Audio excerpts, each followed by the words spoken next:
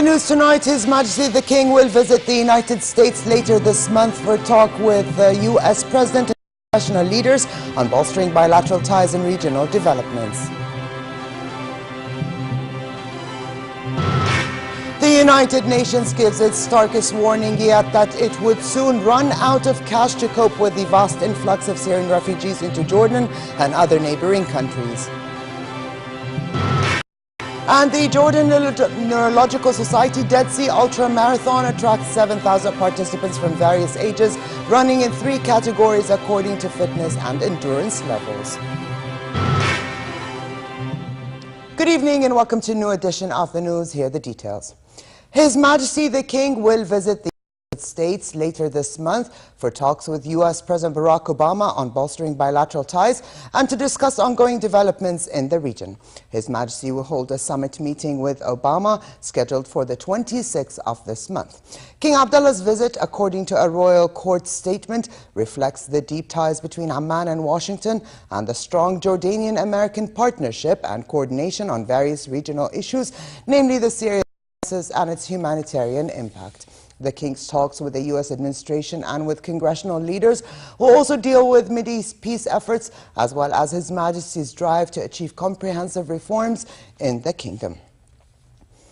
The head of the main UN humanitarian agency for Palestinians said aggression against UN staff and installations would not be tolerated, a day after closing all its offices in Gaza. Closed its offices in the Gaza Strip yesterday after demonstrators angered by aid cutbacks stormed the agency's headquarters. Citing budget shortfalls, UNRWA said it had ended some of its cash handouts and that this was what provoked the violent protests. Some 800,000 Palestinians, 2/3 of Gaza's population, depend on the UNRWA, and the aid suspension will worsen hardship caused by Egyptian controls on the isolated enclave's borders. UNRWA Commissioner General Filippo Grandi said operations would only be restarted when local authorities could guarantee security. Grandi was speaking in Madrid at a high-level meeting of UN heads. I have appreciation for the frustration of the people, the poor people. However, we can have no tolerance whatsoever for aggressive behavior towards our installations and our staff. The most important activity that has been suspended temporarily, of course, pending guarantees of security, are food distributions. 25,000 people receive food every day in Gaza. So until we get those guarantees, we will not resume those distributions. Has urged UNRWA to resume its operations in the Gaza Strip, accusing the world body of overreacting to the demonstration. Residents in Gaza say if UNRWA closes down the food distribution center, that would lead to a disaster. Meanwhile, there were fresh clashes today between Palestinian youths and Israeli forces in Al-Isawiyah in East Jerusalem. Activists called for a day of anger in Jerusalem after Maysara Abu Hamdiya, a prisoner who was serving a life sentence, died from terminal cancer in custody. Israeli forces sprayed foul-smelling water to disperse the protesters. And in the West Bank city of Hebron, Palestinians protested against a roadblock imposed by Israel. Youths also clashed with Israeli soldiers in Halhul near Hebron. Over to the Syria crisis, the United Nations gave its starkest warning yet today that it would soon run out of cash to cope with the vast influx of Syrian refugees into Jordan and other neighboring countries.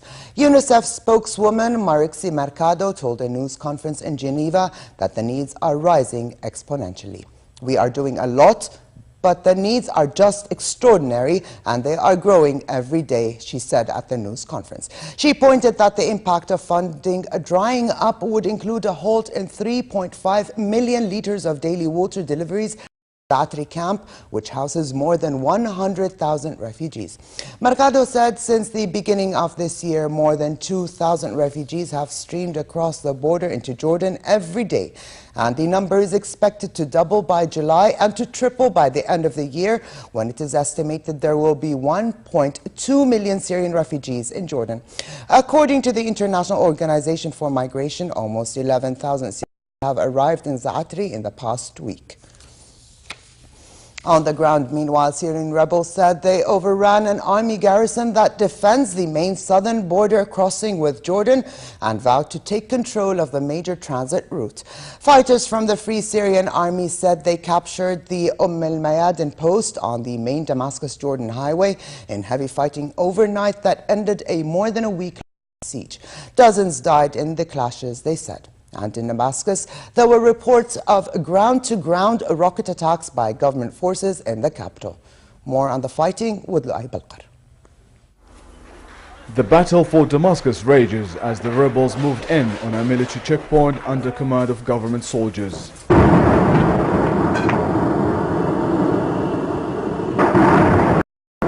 Rockets were falling on the Barza district in the capital, and people were searching for survivors amid the damaged and burning buildings. Rebels have seized towns and captured an air defense base after 10 days of clashes with the regime forces in the town of Kharb al-Ghazali in the southern province of Daraa. The fierce fighting between rebels and government forces have taken their toll. Countless lives have been lost, and March was the deadliest month in more than 2-year-old conflict with 6,000 people killed. China's special envoy to the Middle East said his country has called for political solution in Syria and opposed the violence, considering the interests of the Syrian people as well as regional peace and stability. We will the fundamental interests of the Syrian people, and this is what we care about most, in terms of pushing forward political resolution and opposing violence. China has considered the interests of Syrian people and the regional peace and stability. In the meantime, a radio station run by Syrians went on air for the first time in Istanbul. Al-Kul station is the first free and independent community station to be broadcast throughout most of Syria since the beginning of the conflict in March 2011. We are covering wide Syrian geographic places. We have 14 programs covering from political, psychological, economic, news, and even fun sketches and comedy shows to give the people of Syria an alternative media platform to let them listen to. Al-Kul radio is mainly financed by the Syrian Media Action Revolutionary Team. Lu'ay Balqar for the news at 10. And to Lebanon, former Lebanese Minister Tammam Islam emerged as a consensus candidate to take over as Lebanon's Prime Minister. More than 80 of the 128 members of Parliament backed Islam in the first day held by President Michel Sleiman to nominate a successor to Najib Mikati, who resigned last month. Hezbollah and its allies also backed Islam to be Lebanon's new prime minister. Islam's main task will be to steer the fractious country towards a parliamentary election, which is due in June, but is now widely expected to face delays. World powers and Iran are still far apart in negotiations Tehran's nuclear program that were aimed at calming tensions, which could boil over into war. As talks got underway in Kazakhstan, the 6 nations, the United States, Russia, China, France, Britain and Germany, sought a concrete response from Iran to their February offer to ease sanctions if it stops its most active nuclear work. Iranian negotiators said they had outlined their own specific proposals for the start of a new round of cooperation, but Western diplomats at the meeting said the Iranians have still not responded clearly to the initiative from the big powers. The dispute centers on Iranian efforts to enrich uranium, which world powers suspect are part of a covert drive to achieve atom bomb capability. But Iran argues it has the right to enrich uranium for peaceful purposes under international law and denies its nuclear work has military aims. North Korean leader Kim Jong-un supervised the country's armed forces, shooting down an unmanned combat plane carrying simulated missiles. North Korea's state-run broadcaster KRT released the video saying the mobile anti-aircraft rockets and unmanned combat planes were mobilized for the drill. The military drill tested rocket capability. Pyongyang's KCNA news agency released last month still photographs of the same drill conducted in March. KCNA has said that a rocket defense unit had successfully shot down a target that mimicked an enemy Tomahawk cruise missile. Meanwhile, South Korean residents living near the U.S. Osan Air Base, where a Patriot missile system is deployed, expressed divided opinions about their safety from North Korean threats of missile attack. U.S. said North Korea's weapons may be capable of hitting outlying U.S. territories and states, including Guam, Alaska, and Hawaii. Here's more in this report. This U.S. Patriot missile system in South Korea has residents nearby feeling divided about their safety from North Korean threats. According to South Korean media, the North has placed 2 of its intermediate-range missiles on mobile launchers and hidden them in the east coast of the country. North Korea has threatened a nuclear strike on the United States and has declared war on South Korea. One woman said she was anxious to be living near the base. But another local resident said he was not nervous at all. On Friday, North Korea's state-run television released a video of mass military rallies across the country in support of the army. We will mercilessly destroy the U.S. aggressors and the U.S. forces based in South Korea, said an unidentified man. Thousands of North Korean soldiers were shown chanting anti-U.S. slogans and marching through the streets, with a banner reading full-scale war against the United States and its followers. Punish them mercilessly. North Korea has told foreign embassies to evacuate if tensions flare. Russian Foreign Minister Sergei Lavrov said he is in close contact with the United States, South Korea and China, trying to clarify the situation in North Korea that led to a suggestion of pulling diplomats out of the country. Lavrov spoke in Uzbekistan at a meeting of foreign ministers of Commonwealth of Independent States. In Moscow, the foreign ministry spokesman said Russia is seriously studying the warning. He said it would be unacceptable to intensify the military tension and called for restraint by all the parties involved. This came after the North Korean foreign minister proposed today that Russian and other diplomatic missions consider evacuating employees amid the aggravation of the situation on the Korean peninsula. According to a British government source, North Korea has also told Britain it cannot guarantee diplomats' safety after the 10th of this month in the event of a military conflict. Former U.S. Secretary of State Hillary Clinton called for freedom and equality for all women and girls across the globe as she addressed the 2013 Women in the World Summit in New York. Clinton paid tribute to Pakistani schoolgirl Malala Yousafzai, who was shot in the head by the Taliban last October, for her bravery and encouraged girls everywhere to stand up for what they believe in. The young Pakistani girl has become an international figure as a symbol of resistance to Taliban efforts to deny women's rights and was even among the nominees for the Nobel Peace Prize. Calling on women and girls everywhere to have the courage that Yousafzai demonstrated, Clinton ended her speech by saying, "Let's keep fighting for opportunity and dignity." Let's keep fighting for opportunity and dignity. Let's keep fighting for freedom and equality. Let's keep fighting for full participation, and let's keep telling the world over and over again that yes, women's rights are human rights, and human rights are women's rights once and for all. Thank you all so much. Queen Elizabeth of Britain has received an honorary BAFTA for her lifelong support of the British film and television industry. Actor Sir Kenneth Branagh presented her with the award, the British equivalent for the Oscars, in a star-studded gala at Windsor Castle. BAFTA chairman John Willis described the monarch as the most memorable Bond girl yet, a reference to her cameo in the London Olympics opening ceremony. Here's more. Some 300 guests gathered at Windsor Castle on Thursday to honor the achievements of those working in the British film industry.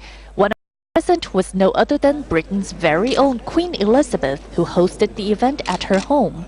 The 86-year-old monarch's performance as the Bond girl alongside Daniel Craig in last year's Summer Olympics opening ceremony had impressed many, said actor Kenneth Branagh. Several of my colleagues here tonight want you to know that should you wish to venture further into the world of British film that they have a number of scripts with them this evening with some marvellous parts for you. The unlikely actress was then awarded one of the country's most prestigious entertainment honors for her continuous support of the film industry. In presenting you with this honorary award on behalf of BAFTA and the whole family of British film, may I paraphrase the words of William Shakespeare and say simply, we can no other answer make but thanks and thanks and ever thanks.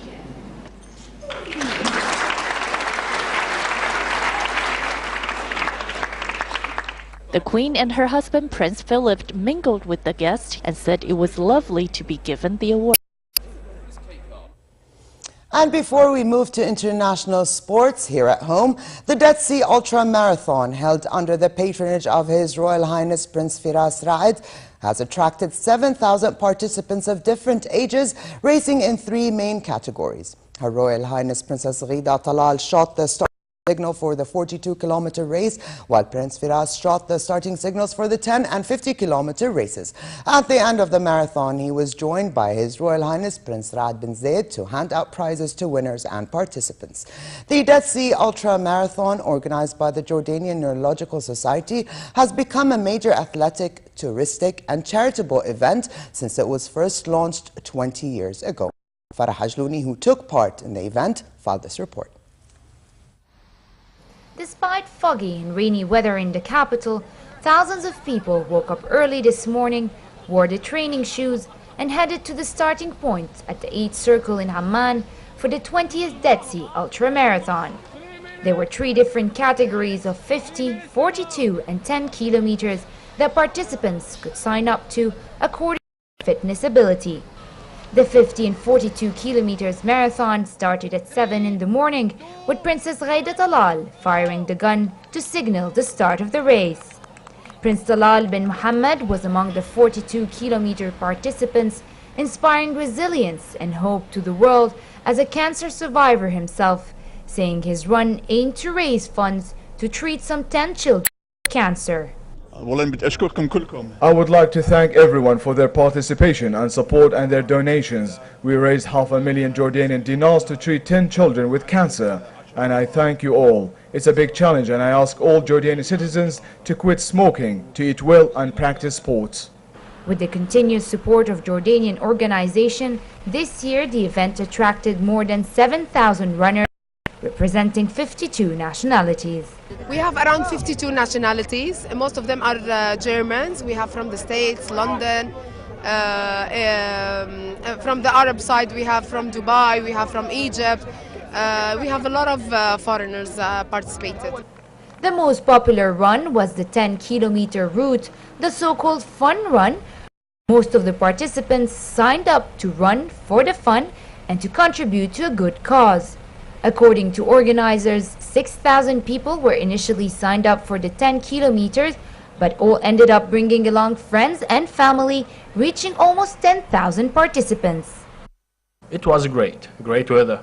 I really enjoyed, and I will do it again. I just ran the 10K and I did it in an hour and 10 minutes. I come from the United States, Denver, Colorado, specifically to Jordan to run the Dead Sea Marathon. An excellent course, beautiful country. The UNICEF Jordan team is really excited about being here today. This has been a real team effort, and we have people who are coming from around the world, people who haven't slept all night, people who arrived at 3 a.m. and who ran, who walked, all the Neurological Society. Participants on wheelchair also took part in the marathon, and a new category was introduced this year for the visually impaired. All 7,000 participants regrouped at the Amman tourist beach, where the Royal Highnesses Prince Raad bin Zayed and Prince Firas bin Raad handed out prizes to the winners from all the participating categories.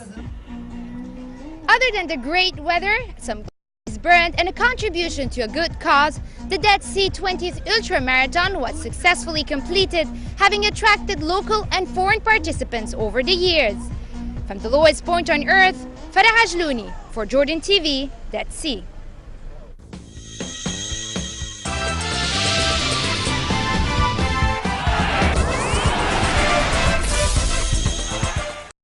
international sports and Spanish football, Real Madrid goalkeeper and club captain Iker Casillas was included in the squad to host Levante in La Liga tomorrow, but will not start the game. Although Casillas was past fit to return to training after recovering from a broken finger a couple of weeks ago, he has not made the cut for the last two matches against Real Zaragoza and Galatasaray. Defenders Rafael Varane Contrao and midfielder Sami Khedira were also left out for tomorrow's game in a typical rotation of players with an eye for next Tuesday's return in Istanbul.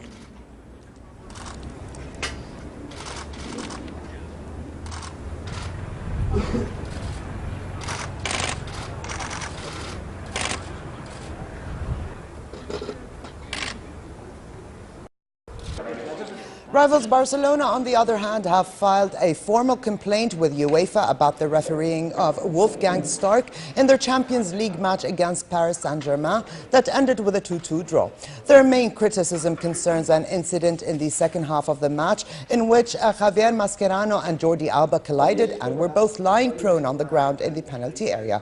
Barca were also incensed that Ibrahimovic's goal to make the score 1-1 was allowed to stand when it was clear he was in offside position. The Catalan side will host PSG in the return game at the Nou Camp this coming Wednesday and may have to cope without Leo Messi after he damaged his hamstring.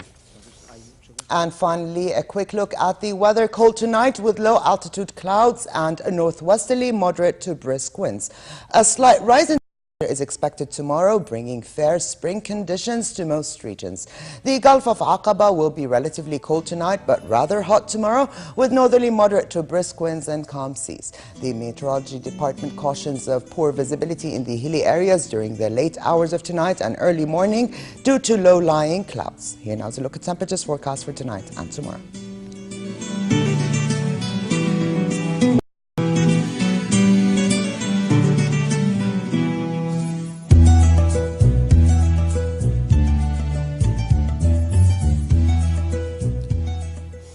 And to close, here's a reminder of the day's top stories. His Majesty the King will visit the United States later this month for talks with the U.S. President and congressional leaders on bolstering bilateral ties and regional developments. The United Nations gives its starkest warning yet that it would soon run out of cash to cope with the vast influx of Syrian refugees into Jordan and other neighboring countries. And the Jordan Neurological Society Dead Sea Ultra Marathon attracts 7,000 participants from various ages, running in 3 categories according to fitness and endurance level. And with this, we come to the end of this edition of the news. I'm Ali Tuqan. Thank you for joining us. Have a good night, and I'll see you tomorrow.